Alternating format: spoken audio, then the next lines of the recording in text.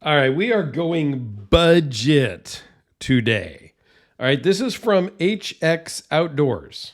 Every man deserves an exceptional knife. Okay, well, let's talk about that, shall we? So they reached out to me. I get a bunch, I don't know about a bunch, but I do get companies reaching out to me, and a lot of times they are overseas companies that reach out to me, and a lot of the time, asking me to partner with them, review their stuff, whatnot. And I don't know, 8 out of 10 times, I just don't even respond. Sometimes I respond and then we chat and then I decline. Sometimes I respond, we chat, and I say, okay, send me something. So the good folks over at HX Outdoors, I know that name just rolls right off the tongue, sent me two of these bad boys. Okay. I have another one over here on this other table. So I figured, which I haven't even opened, I'm going to leave that one sealed up. And I'm going to talk about this one for a couple of minutes. And then I'm going to probably use it, abuse it, and see how it holds up. And then maybe just give away the other one, either to a friend or family, or do a sort of a giveaway of some sort here on the channel, or potentially on the EDC hour. So let's just get it out of the way right now. This is $17 on Amazon in what they're calling light black. I didn't know there was a term as light black. There's also a dark gray. The dark gray is actually going to cost you $27 and change. It's $17.99. I will put an Amazon affiliate link down below if you are so inclined. Okay. Honestly, and I'm not even supposed to say honestly, that just rolls off the tongue sometimes because everything I say is honest. So I try not to use that, well, honestly comment, because that implies that other things I said were not honest and true. So I do try to do that. But anyway, is it a terrible idea to have a $20 knife in your truck, in your backpack, in your glove compartment? I don't know. This thing is sharp. It's 440 stainless. It appears sharp. Let's see. I don't do a lot of cutting here on the channel, but yeah, it's not too shabby. The sheath is kind of, obviously not made in the United States. Let's talk about some specs here real quick. It's 9 3/8 overall, 4.6 inch blade, 3.9 inch cutting edge. It is compound grind. So you have, behind the edge up here in the tip is 0.022, and back here in the belly is 0.052. So it's pretty thick behind the edge, but that's a really, it's a deep edge.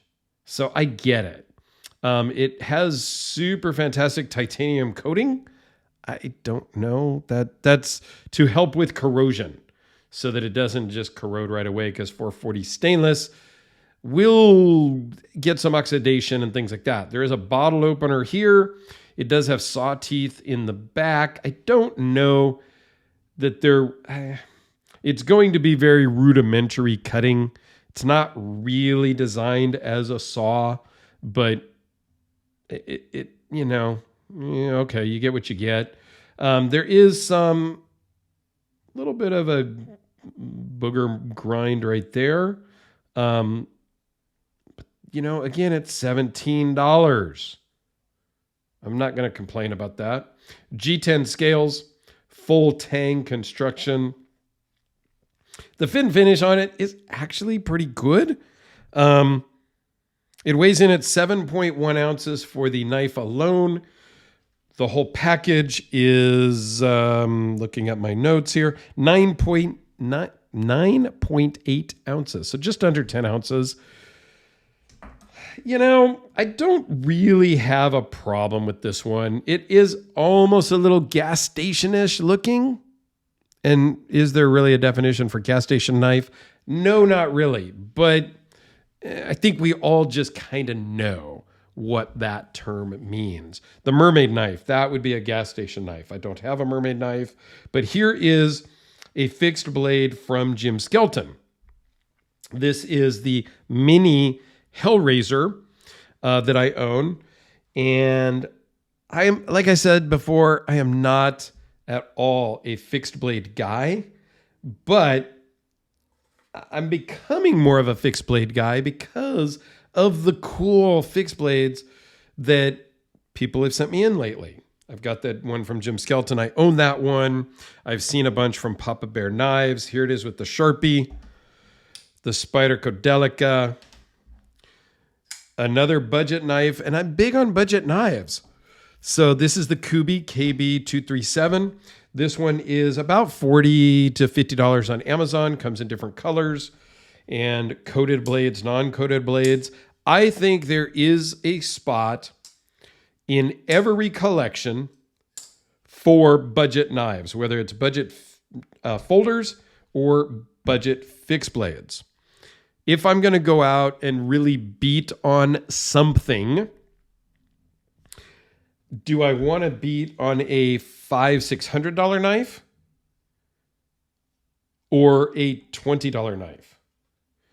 Do I want to beat on a $3,000-ish folder or a $40 folder? I think there's uses and use cases, if you will, for both. Normal day-to-day stuff, I'm not really carrying around budget knives myself. I have evolved. There's nothing wrong with budget knives. I have just evolved into more of the custom line and things like that. But if I'm going to really go crazy and I'm going to be digging in the dirt or, I have one knife and that's my thing to do some stabbing, some prying, some digging, like really use, maybe you want to grab a budget knife. Let me know your thoughts because I would love to hear it. I do have a fixed blade playlist, and now that I'm actually talking about it, I don't think all my fixed blades are in there. All the Papa Bear knives, I don't think I've actually put in the fixed blade playlist. I've put those in the Papa Bear Knives playlist, but here's another comparison because it's very similar in shape-ish. This is the Vandermeulen Blade Works Double Homicide. Very impractical, very custom, very American-made, but equally as impractical as the HX Outdoor fixed blade. And I believe it's a model number D-123. It's not very clear on their Amazon site what the model is, but it does have a D-123 here. And I believe on the box it also gave that model number. But sometimes you just got to have a really cool knife, however impractical it may be. I'm not saying this is necessarily impractical, but is it the most practical fixed blade? I don't know. I'm not a fixed blade guy. You guys let me know down below. I would love to hear it. I will put a link to my fixed blade playlist up in the corner.